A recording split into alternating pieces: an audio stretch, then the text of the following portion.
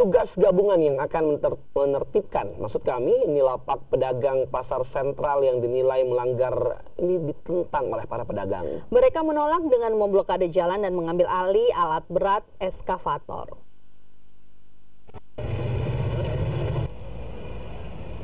Tim gabungan dari Satpol PP, Kepolisian, dan PD Makassar Raya yang akan menertibkan lapak pedagang pasar sentral mendapat penolakan dari pedagang. Ekskavator yang tiba di lokasi langsung didatangi pedagang dan berupaya merebut kunci alat berat tersebut. Kericuan juga sempat terjadi saat sejumlah pedagang memblokade akses masuk lapak menggunakan balok dan batu. Sebanyak 800 personil gabungan untuk menertibkan lapak pedagang yang dinilai melanggar gagal dilakukan karena kuasa hukum pedagang telah memasukkan kasus ini ke Kejaksaan Negeri Kota Makassar. Surat legalitas, legal standingnya untuk terhadap perintah pembongkaran ini. Itu yang kami tanyakan tadi ke Pak Dirut, PD Pasar, namun hal ini belum ada yang sampai detik ini belum diperlihatkan.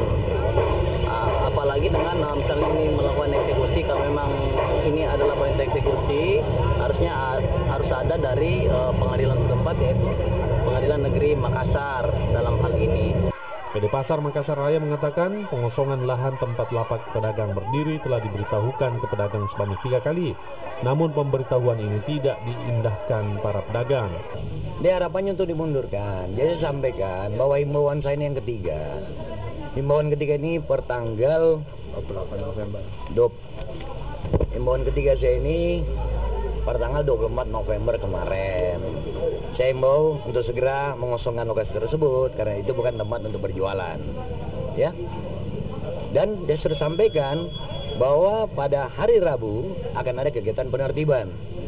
Dan segala risiko merupakan tanggung jawab pedagang itu sendiri.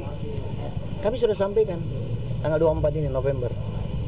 Dan ini yang ketiga, pertama bulan Oktober, kedua bulan Oktober, ketiga ini.